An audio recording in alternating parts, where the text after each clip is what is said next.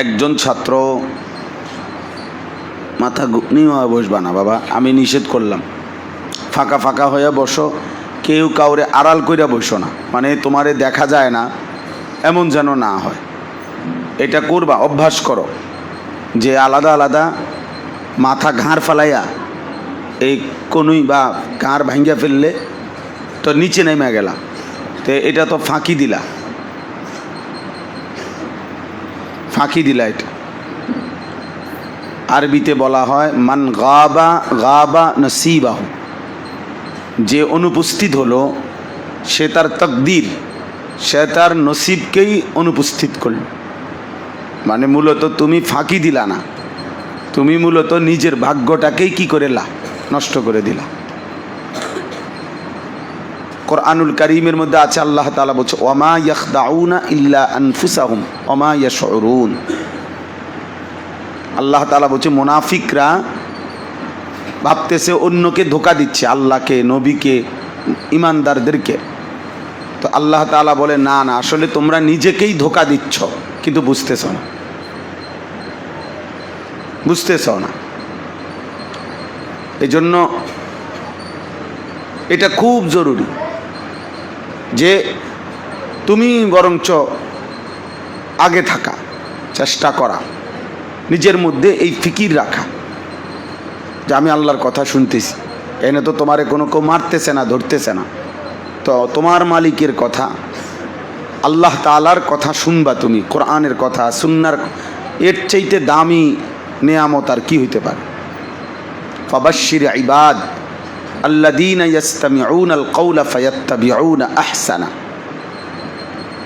আল্লাহ তাআলা কোরআনুল কারীমে বলছেন আমার ওই বান্দাদেরকে জান্নাতের সুসংবাদ দেন যারা মনোযোগ দিয়ে কথা শোনে।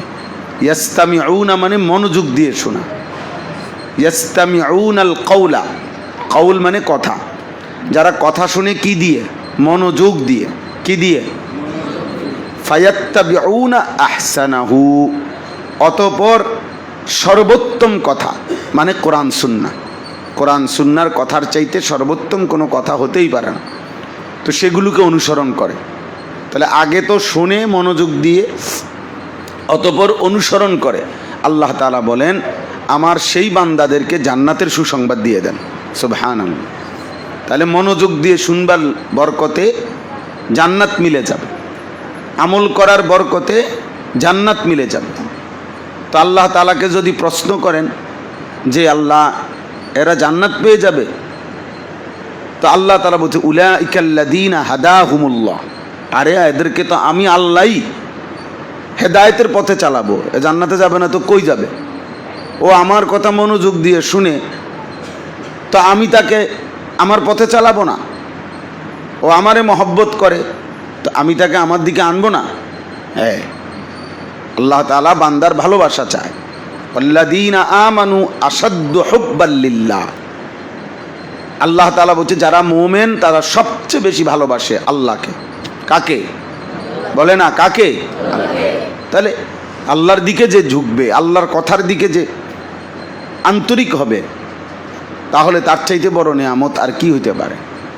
তার চাইতে বড় নিয়ামত আর কি হইতে পারে? এই জন্য এটা খুব জরুরি বিষয়, বহুতই জরুরি বিষয়। আল্লাহর কোরআন, আজকে একটা আশ্চর্য জিনিস পড়লাম, খুব সুন্দর লাগছে, যে আমার নিজের বিবেকে এইটা খুব নাড়া দিছে। সেটা কি, যে একজন মুসলমান, একজন মানুষ দ্বীনি এলেম শিখতেছে, কোরআন সুন্নাহর অনেক এলেম শিখতেছে দিন রাত। তো এই কোরআন সুন্নাহর সমস্ত এলেম শিখার পর কোরআনুল কারীমের যে তেলাওয়াত, এইটারই যার হাতে সময় নাই, এই তেলাওয়াতেরই নসিব যার হয় নাই, তো তাইলে আপনি যেই বস্তুর জন্য এত কিছু শিখলেন ওইটাই আপনার পড়ার মতো সময় নাই, তো আপনি শিখলেনই কি, বুঝলেনই কি? চিন্তা করে দেখেন, আসলে তো বাস্তবতা।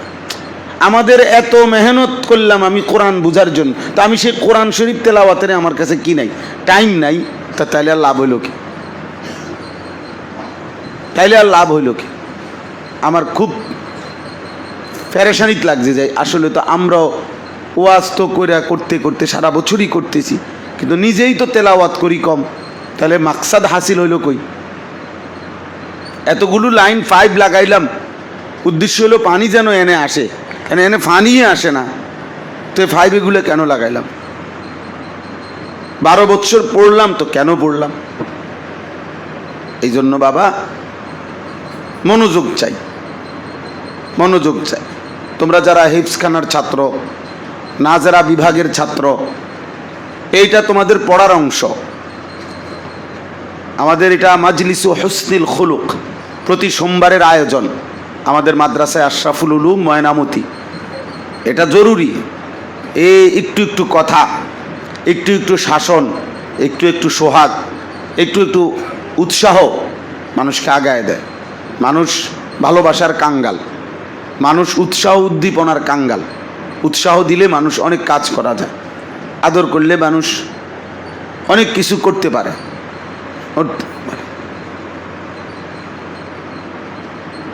আমার ছোট মেয়ে সুমাইয়া তো আজকে সকালবেলা, এখন ওরে আমি প্রথম 2বার ডাক দিছি, তো খেলতেছিল মনোকিতা মালা ঠোলার, 2বারে আইসা আবার গেছে গা তাড়াতাড়ি। এরপরে এগুলো হে ঘুষাইয়া আইসা আমার কাছে আইসা বসে রয়েছে। তো এখন আমি কইলাম, আব্বু বসে রয়েছো কেন? আমি খেলতেছিলাম, আপনি আমার ডাক দিলেন 2বার, তাই আমি বললাম আব্বু তোমার আদর করার জন্য ডাক দিছি, তো এখন আইলাম, এখন আদর করেন না? এই এখন মানে হয়তো এগুলো গুছাইয়া তাড়াতাড়ি আইছে, তো এখনকার বইয়া রইলাম মনে। তাইলে ছোট এক বাচ্চাও ভালোবাসার কাঙ্গাল, আদরের কাঙ্গাল।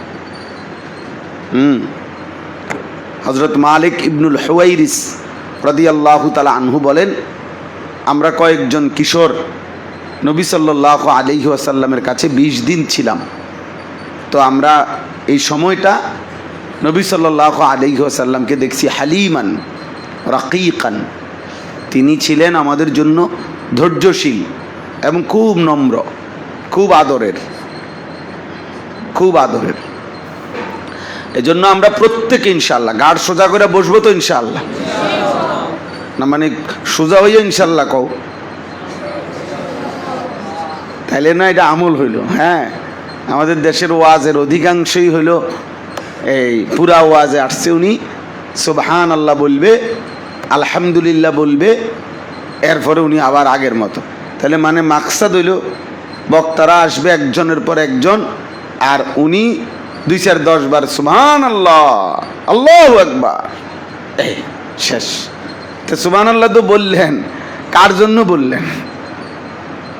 আপনি যে নিয়ে হ্যাঁ মানে ঠিক ঠিক করে ওঠে। আমি ইদানিং খুব ধমকাই যে বেটা ঠিক কিতা, এটা ফাজলামি করে, মানে মস্কারি রসিকতা করে আর কি। একজনের ঠিক বললে বাকিরা হাসা দেয়, তা তাহলে বুঝাই গেল এটা রসিকতা, নাহলে ওরা হাসলো কেন? মস্কারি। তা দিন নিয়ে কি তামাশা? আল্লাহ তাআলার কথা নিয়ে যদি কেউ মস্কারি করে, তুচ্ছ তাচ্ছিল্য করে, ইচ্ছা করে বুঝে শুনে যদি ঠাট্টা করে, তো কুফুরি। হ্যাঁ, ইস্তেহজা কুফুরি, বড় সাংঘাতিক। তাহলে এখন থেকে নিয়মিত হেফজখানার ছাত্ররা বলতেছি, নাজেরার ছাত্ররা, বারবার সিদ্ধান্ত নিচ্ছিলাম, একবার ভাবছি তোমাদেরকে না বলি, আবার ভাবছি না তোমাদের কথাও মনে পড়ে যে না তোমাদেরকে বলা উচিত, একটু একটু শুনলে ছোটোবেলার থেকে তাইলে ভালো হবে। আল ইলমু ফিস সিগার কান নকশ আলাল হাজার।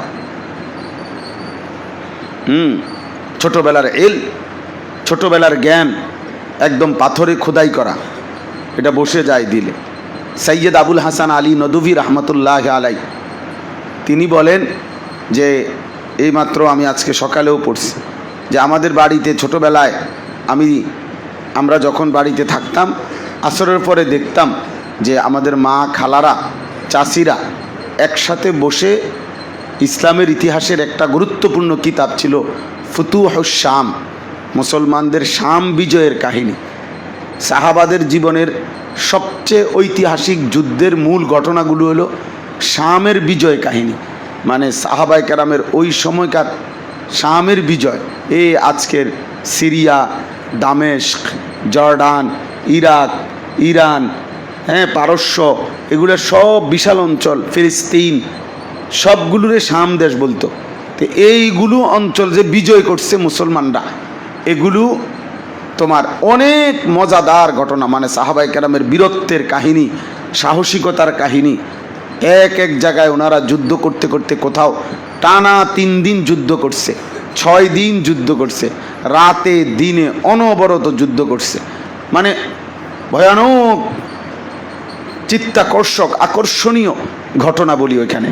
তো উনি বলেন যে আমাদের একজন খালা, মানে ওনার পরিবারের, ও উনি এই কবিতা আকারে ফুতুহুশ শাম একটা কিতাব আর কি, মূলত ওটার কবিতা আকারেও একটা কিতাব ছিল, মানে এই সাহাবাদের এই শাম বিজয়ের সব ঘটনাবলী কবিতার লাইনে লাইনে ছন্দের মতো করে করে লেখা হয়েছিল। তো এগুলো ওই মহিলা, ওনার পরিবারের খালা, উনি পড়তেন। তো তিনি বলেন যে আমরা মা চাচি খালারা যখন বসে এগুলো শুনতেন পড়তে, তখন সবাই এমন জোশ উঠত এবং এমন সুবহানাল্লাহ আল্লাহু আকবার পড়তেন মহিলারা নিজ জায়গায়। আমরা বাচ্চারা যখন পাশে খেলতাম তখন আসরের পরে কয় যে আমরা ওনাদের মহব্বত আর আবেগের তোড়ে জোশে আমরাও খেলা ছাইরা তাড়াতাড়ি আইসা দেখতাম, বসতাম যে আরে কয় কি বলে এগুলা। তখন আমরা ছোটোবেলায় খেলা ছেড়ে এই কথাগুলো শুনতাম আইসা। সেই কথা আমার আজও হৃদয়ে স্মৃতিপটে ভেসে আছে যে আমার খালা কিভাবে পড়তেন, কি বলতেন, ছোটোবেলার ওই গল্পগুলো এখনও আমার মনে আছে। তাহলে আমার বলার উদ্দেশ্য হলো এই ছোটোবেলার শোনা বরকত বেশি, অনেক বরকত বেশি। আমার আম্মার কাছে আমি ছোটোবেলায় প্রাইমারি স্কুলে থাকতে মার কাছে আমি অনেক গল্প শুনছি, অনেক গল্প। আলহামদুলিল্লাহ আমার কিছু কিছু এখনও মনে হয়। বিল্লালের গজল আমারে মা শিখাইছে, আমার আম্মা, আমার এটা মনে আছে। হাসান হুসাইনের ঘটনা পুরা আমি মার কাছে শুনছি, এটা আমার পুরা মনে আছে। বিল্লালের ঘটনা, হাসান হুসাইনের কারবালার ঘটনা, ইব্রাহিম আলাইহিস সালামের ঘটনা, এগুলো আমি শুনছি মার কাছে। মা অল্প অল্প করে আম করে শুনাইছেন। তো তাইলে তোমরা দিন শোনো, আল্লাহর কথা শোনো, অল্প অল্প শোনো, এটা ভালো হবে। যদি হেফসখানা নাজেরার ছাত্র ডিস্টার্ব করো বাবা, তো আবার তুম করে বাদ দিয়ে দেওয়া হইব, বাদ দিয়ে দেওয়া, অর্থাৎ তুম করে শোনানো হবে না। তাহলে এখন তোমরা ফয়সালা নিবা যে তোমরা অনিয়ম, এটা কিন্তু একটা বিশেষ ক্লাস। আল্লাহ তাআলা আমাদের সবাইকে তৌফিক দান করেন। আল্লাহ, মূলত আমরা সবাই এটা বুঝি যে আমাদের জিন্দেগির পরিচয় আমরা তালিবে ইলম। এই পরিচয়টাই আমাদের জীবনে সবচেয়ে সুন্দর, সবচেয়ে উত্তম। একজন শিক্ষক, একজন ছাত্র, এই দুইজনকেও যদি তালিবে ইলম এইটুকু পরিচয় নিয়ে কবরে যাইতে পারি, তো জীবনের সবচেয়ে বড়, ইমানের পরে সর্বশ্রেষ্ঠ পরিচয় হইতে পারে এটা, যে তালিবে ইলম। শেখুল ইসলাম আল্লামা তকি উসমানী দামাত বারাকাতুহুম সারা পৃথিবীব্যাপী পরিচিত মানুষ, এত বড় মহান মানুষ, ওনারাও এখনো বলেন যে আমরা তালেবে ইলম, এখনো আমরা এলেম তলবের পথেই আছি, তাইলে এই পরিচয় যদি আলহামদুলিল্লাহ, কোনো বিষয়ের উপরে একটা জিনিস মনে রাখতে হবে, 2টা ওষুধের নাম বললে, যে ঠান্ডা লাগছে, হ্যাঁ, বা মাথা ব্যথা করতেছে, একটা নাফা খাও, আশা করি মাথা ব্যথা কমে যাবে। সর্দি, তো একটা হিস্টাসিন ট্যাবলেট খাও, তাহলে সর্দি আশা করি কমে যাবে। এবং সর্দি কমেও গেছে খাওয়ার পরে মনে করো, তাহলে এই লোক ডাক্তার তো না, কথা বলে না, এই লোক ডাক্তার। এই যে একটা নাফা ট্যাবলেটের নাম বলতে পারে, হে ডাক্তার। যে একটা হিস্টাসিন ট্যাবলেটের নাম বলতে পারে, সে ডাক্তার। পেট ব্যথা করে, আরে পেটে হ্যাঁ পাতলা পায়খানা হয়েছে, তো একটা ফ্লাজিল ট্যাবলেট খাও, তো খাইছে আলহামদুলিল্লাহ, ভালোও হয়েছে, তো এতে কি সে ডাক্তার হয়ে গেছে? না। কোনো বিষয়ের সাথে নিয়মতান্ত্রিক, নিয়ম মাফিক পড়াশোনা, ওই বিষয়ের জ্ঞান অর্জন, ওই বিষয়ের ব্যাপক অধ্যয়ন, ওই বিষয় সম্পর্কিত শাস্ত্রজ্ঞ যারা, মানে ওই বিষয়ের যারা জ্ঞানী, তাদের কাছ থেকে ধারাবাহিক পাঠ গ্রহণ এবং দীর্ঘদিন পর্যন্ত তাদের সাথে এইটার রফত করা, আয়ত্ত করার পরে যদি ওনাদের এজাজত হয় যে হ্যাঁ এখন তুমি বয়ান করতে পারো, এখন তুমি আলাদা চেম্বার দিতে পারো, তাহলে ওই ব্যক্তিকে বলে কি? ডাক্তার। তাহলে ওই ব্যক্তিকে বলে ডাক্তার। তাইলে এই জন্য তালিবে ইলম মানে জীবনভর যে আল্লাহর দ্বীন শিখতেছে, শেখাইতেছে, দ্বীনের জন্য আরো পড়তেছে, এই পরিমাণ সে কোরআন সুন্নাহর ইলমের জন্য নিজের জীবন ব্যবহার করছে যে সত্যিকার অর্থে এত বেশি পরিমাণ পড়ছে, পড়াইছে, পড়তেছে, মোতালা করতেছে, শিখতেছে, শুনতেছে, যেন সারাটা জীবন সারা দিন তার ব্যস্ততা এই নিয়ে। তাহলে তখন আল্লাহর পক্ষ থেকে তাকে যদি বলা হয়, মালিক যদি আল্লাহ বলে ঠিক আছে আসলেই সে ইলম তলব করতেছে, তাইলে বিষয়ের উপরে যদি লম্বা সময় তোমার ঘনিষ্ঠতা থাকে তাহলেই তুমি তালেবে ইলম। 2 মাস পড়ছো, তুমি তালেবে ইলম না, আসছিলা আর গেছিলা। অল্প স্বল্প পড়ছো না, তুমি তালেবে ইলম না। তালেবে ইলম হবে সে যে তার জিন্দেগি সিদ্ধান্ত নিছে, আমার জীবনের রাত দিন সকাল দুপুর, আমি সুস্থ বা অসুস্থ, হার হালাতে প্রত্যেক মুহূর্তে আমার জিন্দেগি মানে আমি কোরআন সুন্নাহর ইলমের সাথে আছি। ভালো লাগলেও পড়বো, ভালো না লাগলেও পড়বো, মন চাইলেও পড়বো, মন না চাইলেও পড়বো। এটা তালেবে ইলম। ভাইয়া তালেবে ইলম অনেক বড় নেয়ামত, অনেক বড় নেয়ামত। আল্লাহ যদি তোমারে গ্রহণ করে তাইলে হইতে পারবা। হ্যাঁ। আরে কত হাফেজে কোরআন আমি নিজ চোখে দেখছি বাবা।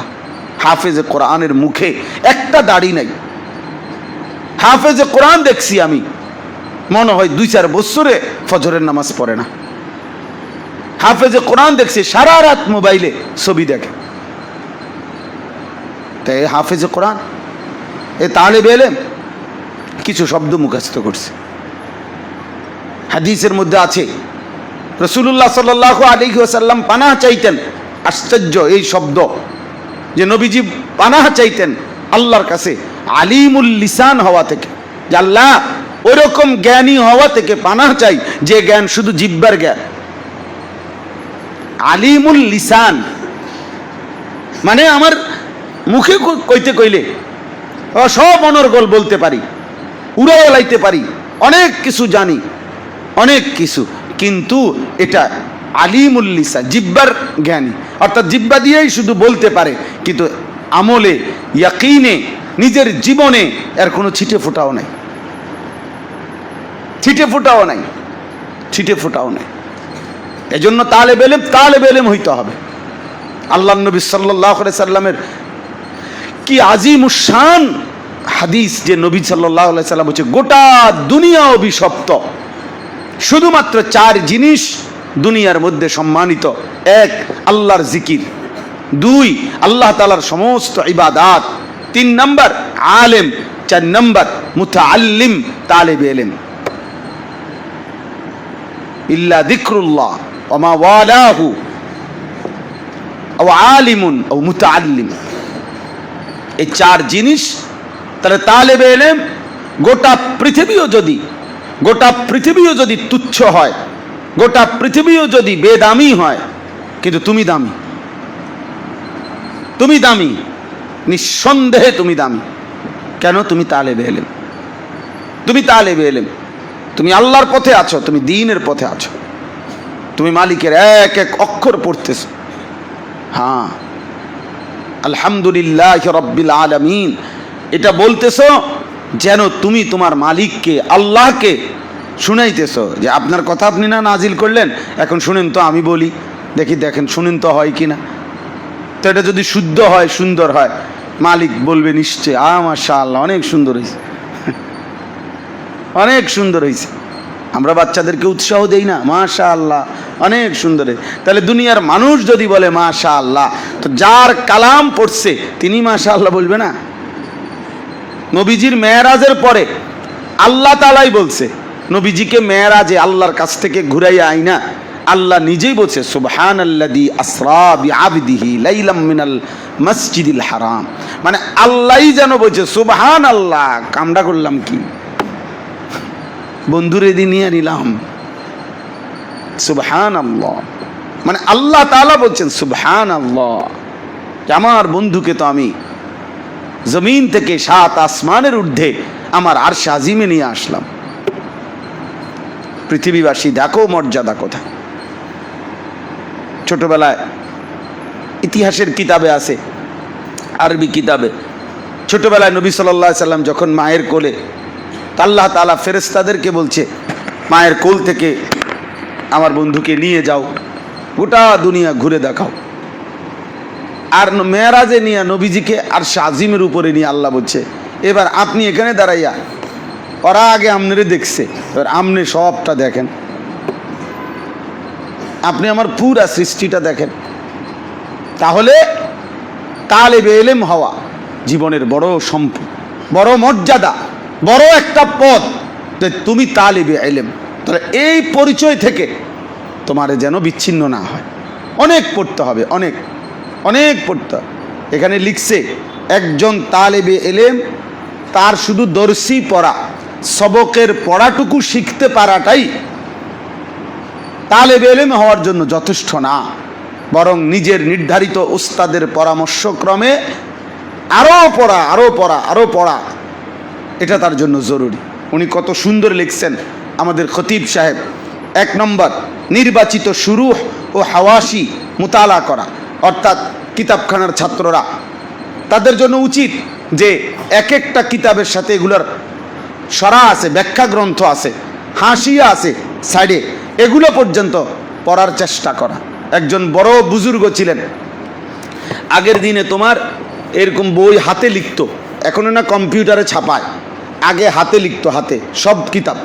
তো হাতে লিখলে মনে করো মাঝখানে হলো কিতাবের মেন লেখা এরকম, তো নিচে এই পাশে এদিক দিয়া সাইডে মানে লাইনের চতুর্দিকে আবার ছোট ছোট ছোট ছোট করে লিখতো। আবার এগুলারে বলে হাসিয়া, এগুলারে বলতো হাসিয়া।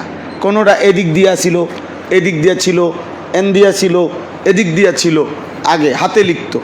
তো একজন বড় মহান আলেম ছিলেন শামসুল আইম্মা হালওয়ানি রহমতুল্লাহ আলাইহি, ওনাকে ইমামদের সূর্য বলতো, শামসুল উলামা বলতো, ওলামাদের সূর্য, মানে অনেক বড় আল্লাহ আলাম, অনেক বড় আহলে এলেম ছিলেন। তো ওনারে একদিন জিজ্ঞাসা করছে, হজরত আল্লাহ আপনারে এত এলেম কেমনে দিল? উনি বলছেন, আমার তো আলাদা কোনো যোগ্যতা মেহনত আমার মনে হয় না, তবে আমার এতটুকু মনে হয় আমি একটা কাজ সবসময় করতাম। সেটা কি? কাজে আমি তো সমস্ত কিতাবের হাসিয়াগুলো, সাইডের লেখাগুলো পর্যন্ত মোতালা করতাম, কিন্তু এটা তো একটা ছিলই, তদুপরি ওই যে এগুলা যে এমনে লেখা, এমনে এমনে, তো এমনি এমনি কিতাব না ঘুরাইলে আমি এটা পড়বো কেমনে? এমনি এটা না ঘুরাইলে এই লাইন পড়বো কেমনে? তাইলে কিতাব তো ঘুরাইতে হইতো, কিন্তু আমি কোনো দিন কিতাবটাকে ঘুরাই নাই, কারণ আমি ঘুরে ঘুরে টেবিলের চারদিকে ঘুরে ঘুরে পড়ছি, কিতাবকে জাগাত রাখছি, আমি ঘুরছি হাসিয়া পড়ার জন্য। আমি মনে হয় যে আমার কিতাবকে, আমার পড়ার এই সবককে এতটুকু গুরুত্ব দিছিলাম যে আমি ঘুরে ঘুরে পড়ছি, তাহলে আমার মনে হয় এর বরকতে আল্লাহ তাআলা আমাকে এলেমের এই সামান্য নেয়ামত দান করছেন। তাহলে তোমার ব্যাপক পড়াশোনা দরকার। এলেমের সাথে বললাম না যে একজন ব্যক্তি 2-4টা ট্যাবলেট দিলে ডাক্তার হয় না, বরং একটা লম্বা সময় তাকে চিকিৎসার সাথে লেগে থাকতে হয়। এরপরে উস্তাদরা, শিক্ষক সার্টিফিকেট দেয়, এরপরে দিয়ে তোমার নির্ধারিত ডাক্তারদের সাথে 4 বছর 3 বছর লেগে থাকতে হয়। এরপরে ওনারা যখন বলে যে এখন তুমি আলাদা চেম্বার করো, আলাদা ওষুধ দিতে পারো, তো গিয়ে সে ডাক্তার, তাই গিয়ে ডাক্তার। আমাদের দেশের যে সিস্টেম বর্তমানে, যে মোবাইল একটা থাকলেই সে বড় বুদ্ধিজীবী, মোবাইলে নিজে নিজে লাইভ দেয়, নিজে নিজেই তোমার বক্তৃতা দেয়।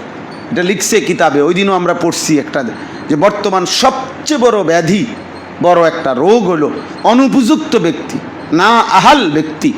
সে ইসলাম সম্পর্কে, দিন সম্পর্কে, উম্মতে মুসলিমার করণীয় সম্পর্কে বিবৃতি দেয়, ব্রিফিং দেয়। একজন আলেমে দিন শীর্ষ, হয়তো ওনারা 100 আলেম মিলে পরামর্শ করে, ওনারা ঘন্টার পর ঘন্টা পরামর্শ করে হয়তো একটা সিদ্ধান্ত দিছে বা কথা বলছে, উনি মোবাইলের মধ্যে সাথে সাথে নিচে লিখে দিচ্ছে, এটা এভাবে না হলেও হতো। উনি বুঝে লাইছে, আঙ্গালের ভূত কাঙ্গাল, তো এটা বুঝে লাইছ? হ্যাঁ হ্যাঁ বুঝে লাইছে। এই সে বুঝে লাইছে যে পরিবেশ পরিস্থিতি কি ছিল এটার খবর নেই। চলো 2 নাম্বার, নেসাবি কিতাবসমূহের গুরুত্বপূর্ণ মাসাইল ও মাবাহেসের উপর লিখিত স্বতন্ত্র ও মানসম্পন্ন রচনাবলীর সন্ধান নিয়ে তা অধ্যয়ন করা, গুরুত্বপূর্ণ তথ্যাবলী নোট করা, গুরুত্বপূর্ণ বিষয়াদি তাকরার ও পারস্পরিক মুজাকারার মাধ্যমে আত্মস্থ করা, প্রবন্ধ নিবন্ধ লেখার অভ্যাস গড়ে তোলা, হস্তলিপি স্পষ্ট ও সুন্দর করার চেষ্টা করা, পূর্ণ দ্বীনের সঠিক ধারণা লাভ করার জন্য এবং তারবিয়ত ও তাজকিয়ার জন্য আকাবির আসলাফের রচনাবলী পাঠ করা, নিয়মিত কোরআন তেলাওয়াত এবং কিছু কিছু নফল আমল ও জিকির আসকারের অভ্যাস গড়ে তোলা। দেখছো, আমরা যে বলি এটা আসেনি কিতাবের মধ্যে, কও। আচ্ছা, এরপরে দেখো আরও আশ্চর্য, এরপরেরটা আদাবে মুআশারা, সামাজিক ও সমষ্টিগত জীবনের উসুল ও আদাব সম্পর্কে সঠিকভাবে জেনে বাস্তব ক্ষেত্রে অত্যন্ত কঠোরভাবে তার অনুশীলন করা। এই যে আমরা আলহামদুলিল্লাহ 2টা কিতাব সিদ্ধান্ত নিলাম, আদাবুল মুআশারাত মিন আদাবিল ইসলাম, প্রয়োজনে আরও কম পড়বেন, একটা করবেন, শুধু একটা খেয়াল করবেন যেন ছাত্র তালেব ইলম বুঝছে কিনা, এবং চেষ্টা করা যে আমি তুমি আমরা সবাই এই আদাবের উপরে আমল করতেছো কিনা, শিখতেছি কিনা। আমি যদি শিখেই না, আত্মস্থ না করি, প্র্যাকটিস না করি নিজের জীবনে, তাহলে লাভ হইল কি? লাভ হইল কি? হযরত ওমর রাদিয়াল্লাহু তাআলা আনহু তিনি বলছেন যে সূরা বাকারা বুঝার জন্য, সূরা বাকারা পড়ার জন্য আমার 8 বছর সময় লাগছে। 8 সিনিন, 8 বছর লাগছে সূরা বাকারা পড়তে। সূরা বাকারা পড়তে 8 বছর লাগে, তাহলে এত বছর কি করলে? আমাদের বাচ্চাদি 2 বছরে হাফেজ হয়ে যায় বাচ্চারা, তাহলে উনি 8 বছর লাগাইলেন কেন? অর্থ হইল সূরা বাকারার প্রতিটি কথা আমলের জন্য উনি নিজের জীবনে বাস্তবায়ন করছেন, একটা একটা শব্দ করে খেয়াল করছেন এই শব্দটি কোরআনের আমার কাছে কি চায়, তো সেটা বাস্তবায়নের চেষ্টা করছেন। আদেশ হইলে পালন করছেন, নিষেধ হইলে বর্জন করার চেষ্টা করছেন, উপদেশ হইলে উপদেশ নেওয়ার চেষ্টা করছেন, ঘটনাবলী হইলে সেখান থেকে সবক নেওয়ার, শিক্ষা নেওয়ার চেষ্টা করছেন। তিনি বলেন এভাবে হরফ হরফ, এভাবে শব্দে শব্দে বুঝতে গিয়ে, আমল করতে গিয়ে, বাস্তবায়ন করতে গিয়ে 8 বছর সময় লাগছে। উনার ছেলে হযরত আব্দুল্লাহ ইবনে ওমর রাদিয়াল্লাহু তাআলা আনহুমা তিনি বলছেন আমার 12 বছর সময় লাগছে সূরা বাকারা পড়তে। যেমন বাবা তেমন তার সন্তান, তেমন তার সন্তান। এই জন্য এখানে একটা লিখছে সুন্দর জিনিস, যে ভালো ছাত্র কাকে বলে। একটা চমৎকার জিনিস লিখছেন উনি, যখন তুমি যা পড়তেছ ওই বিষয়টা পড়ার, ওই কিতাবটা পড়ার যেই উদ্দেশ্য, যদি দেখো তোমার মধ্যে সেই উদ্দেশ্য অর্জন হয়েছে, তাইলে তুমি ভালো ছাত্র। এটা আজকের শেষ কথা। উনি একটা চমৎকার উদাহরণ দিচ্ছেন নাহাবি মীর ছাত্ররা। তো নাহাবি মীর কিতাবের শুরুতে একটা কথা আছে যে নাহাবি মীরের এই কিতাবটি পড়লে, কথাটা বুঝো, 3টি জিনিস অর্জন হবে। শুরু দিয়ে আছে না, 3টা জিনিস কি? 1 নাম্বার আরবি তারকিব সে বুঝতে পারবে, 2 নাম্বার মোরাব মাবনি চিনতে পারবে, 3 নাম্বার আরবি এবারত সহিভাবে কি পড়তে পারবে। তাহলে তিনি বলেন কোনো তালেবে ইলম নাহাবে মীর কিতাব পড়ার পরে বছর শেষে যদি এই 3 যোগ্যতা তার মধ্যে অর্জন হয়, তাইলে বুঝতে হবে সে মূলত এই কিতাবের হক আদায় হয়েছে এবং এই ক্লাসে পড়ার যোগ্যতা তার ফায়দা হয়েছে। তাহলে একটা ছেলে হাফেজে কোরআন হইলা, তুমি তো মাকসাদ কি ছিল? পুরা কোরআনুল করিম লোকমাবিহীন তুমি বলতে পারো, পুরা কোরআনুল করিমের তুমি তেলাওয়াতটা বিশুদ্ধ পড়তে পারো, মুখস্থ পড়তে পারো, কোরআনুল করিমকে এবং প্রত্যেক সূরা, প্রত্যেক আয়াত, প্রত্যেক শব্দ মুখস্থ পারো। এখন তোমারে বলতেছে হাফেজ হইছে, কিন্তু হাফেজ শব্দটা কোরআনের কোথায় আছে তুমি সেইটাই কইতারো না, তো তুমি কি হাফেজ হইলা? কি হাফেজ হইলা? তুমি এদিক দিয়া মাছ ধরো, ওই দিক দিয়া মাছ নিচি দিয়া ফিরা যায়। তুমি এদিক দিয়ে সবক দিয়ে আয়া পড়ছো 8 পারা, এরপরে পিছন দিয়ে জিজ্ঞাসা করলে নাই 1 পারাও, তো এটা কি ধরনের দোস্ত হাফেজ হইলা? কি ধরনের মানুষের কইলা আর কি? সারা পৃথিবী একারে মাইকে মনে করো বড় প্যান্ডেলের মধ্যে বার্ষিক ইসলামী মহাসম্মেলন কইরা 10,000 মানুষের সামনে তোমারে দেখাইলাম উনি হাফেজ, উনি পাগড়ি পাইছে, নাই তো তোমারে একবার প্যান্ডেলের উপরে টাঙ্গাইয়া থুইলাম যে উনি দেখেন সারা পৃথিবীবাসী উনি হাফেজ হয়েছে, কিন্তু আপনার ইয়াদ নাই, মূলত আপনার মূলত ইয়াদে নাই। তো তাহলে আপনি মানুষে জান না, লাভ হইল কি? মানুষের জানলে ফায়দাটা কি? তোমার তো অর্জন হইল না, তুমি তো হেফজ হইল না। কোরআনুল কারীম না যারা পড়তেছ, এখন মাকসাদ হইল বিশুদ্ধ দেখে দেখে কোরআনুল কারীমের প্রত্যেক আয়াত শুদ্ধ পড়া, শুদ্ধ পড়তে পারা। এইটার মেহনত তোমার মধ্যে নাই, তুমি শুদ্ধ পড়তে পারো না। জোরা তালি দিয়া আফার তাফার কইরা তোমার হলো তাড়াতাড়ি কি দিয়া দাও, সবক দিয়া দাও, তাড়াতাড়ি হাফেজ বানায় ফেলাও, তাড়াতাড়ি পাগড়ি বাঁধা লাও, তাড়াতাড়ি বড় হুজুর হইয়া দাওয়াত খতম খাওয়া শুরু করো, মানুষের বাড়িতে বাড়িতে আইটা আর কি, হাইটা আর কি। হ্যাঁ, ওয়াজ করে অনেকের, মানে দেখা গেছে অনুপযুক্ত। আমার একদিন একজনে বলছে আরো আগে, হুজুর আপনার সাথে একটু থাকবো, এক অল্প বয়সী হুজুর। আমি কি লেগে থাকবেন আমার সাথে? কয় এই যে আপনার সাথে বিভিন্ন মাহফিলে যাব। কেন যাইবা সেটা কও। পরে বললো হুজুর যদি কখনো সুযোগ পাই টুকটাক কিছু ওয়াজ করলাম। টুকটাক ওয়াজ করি, ওয়াজ এটা টুকটাক, এটা ফাইজলামি। ওয়াজটা কি একটা টুকটাক জিনিস? হ্যাঁ, তারপরে আমি তখন বললাম যে তুমি ভাই জালালাইন মেশকাত এগুলো আমার পড়ে শোনাও, অর্থ বোঝো, এগুলো তুমি আমার পড়ে শোনাও। হ্যাঁ, তাইলে আমি চিন্তা করব। তো একটা লাইন তুমি আবারত পড়তে পারো না আল্লাহর কোরআন। আশ্চর্য হবে হুজুরারে বলি, অবাক একটা কথা হয়েছে দিন।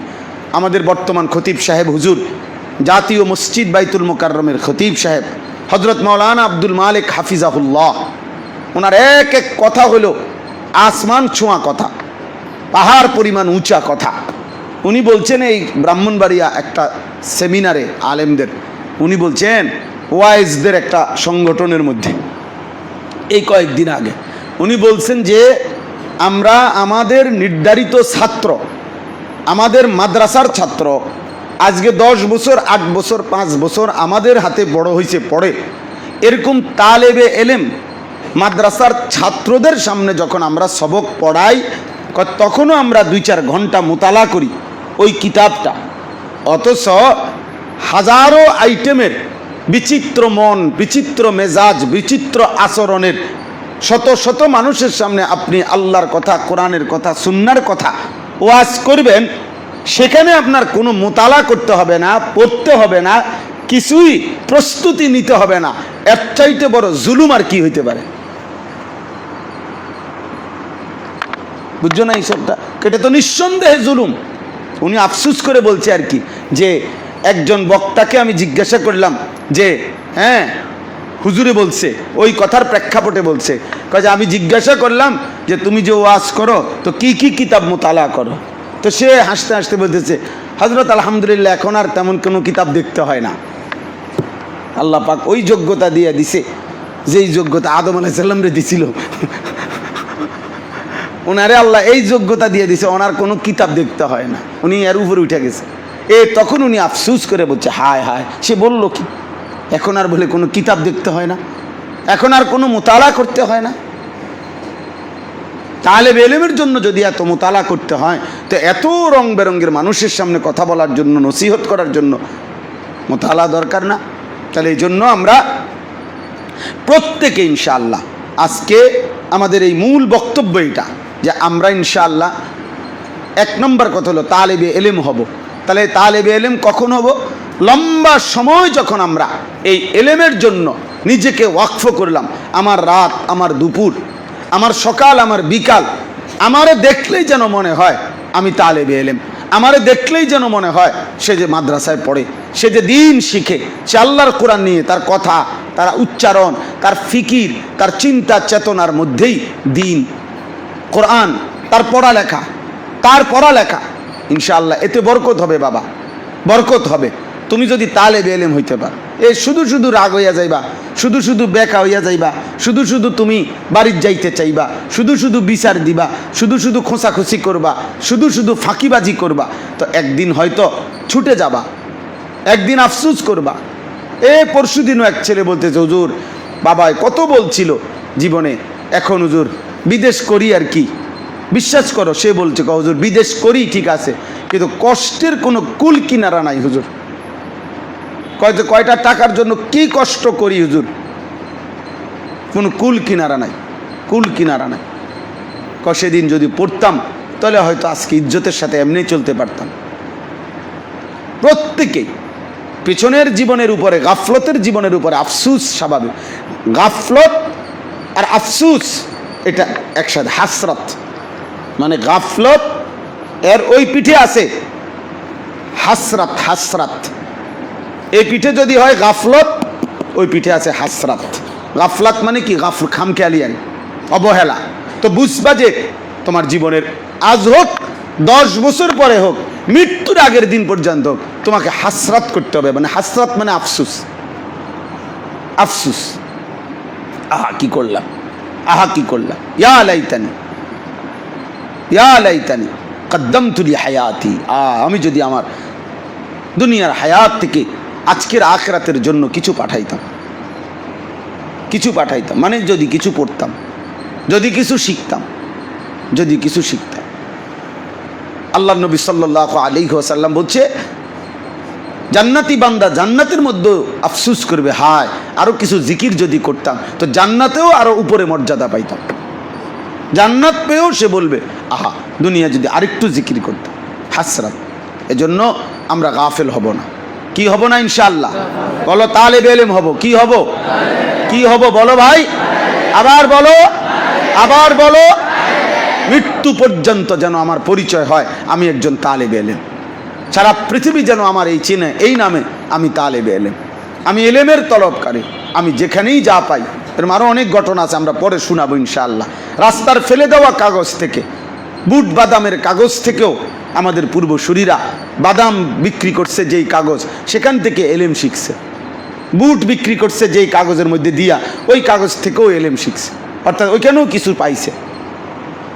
আল্লাহ তাআলা তোমাদের সকলকে তৌফিক দেন, কবুল করেন। আলহামদুলিল্লাহ, এই মজলিস আমাদের নিয়মিত যেন চলে, এটার জন্য তোমরা দোয়া করবা, মনোযোগ দিয়ে শুনবা তো ইনশাআল্লাহ।